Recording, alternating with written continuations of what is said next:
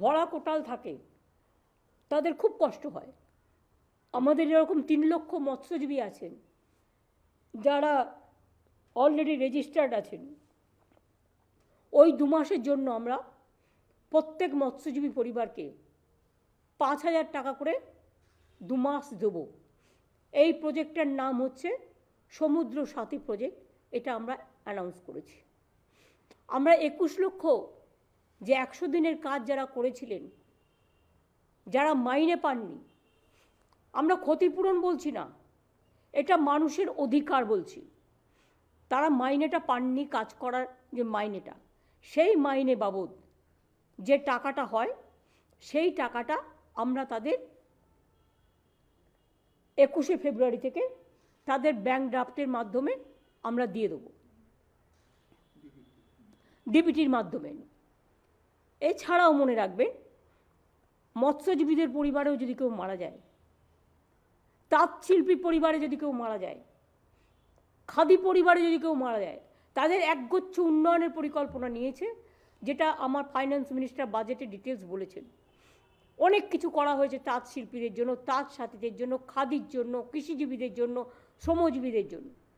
তা সত্ত্বেও তাদের পরিবারে কেউ যদি মারা যায়, তাদেরও 2 লক্ষ টাকা করে এককালীন তারা পাবেন।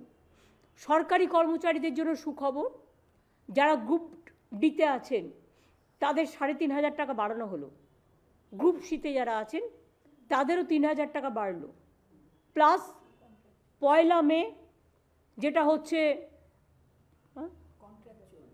কন্ট্রাকচুয়ালে গ্রুপ ডিতে যারা ছিলেন, এছাড়াও যারা আফটার রিটায়ারমেন্ট কন্ট্রাকচুয়াল বা ধরুন আমাদের নানা রকম আছে কন্ট্রাকচুয়াল, ক্যাজুয়াল নানা রকম কর্মীরা আছেন, তাদের জন্য আগে তারা রিটায়ারমেন্টের পরে কেউ 2 লক্ষ, কেউ 3 লক্ষ টাকা একসাথে পেতেন।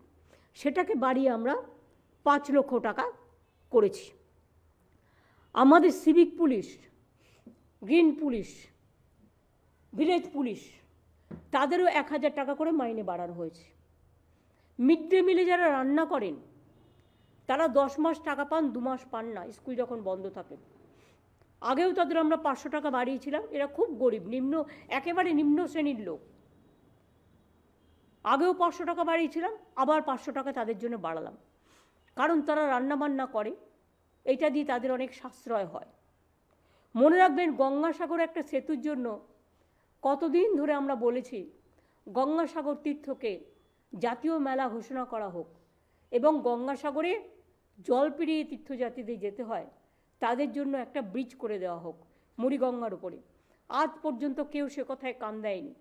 আমরা এই বাজেটে ঘোষণা করেছি যে গঙ্গাসাগরের ব্রিজ আমরা করব, এবং এর জন্য 1,000 কোটি টাকার ওপর যে খরচ হবে, এবছরের জন্য 200 কোটি টাকা ধার্য করা হয়েছে।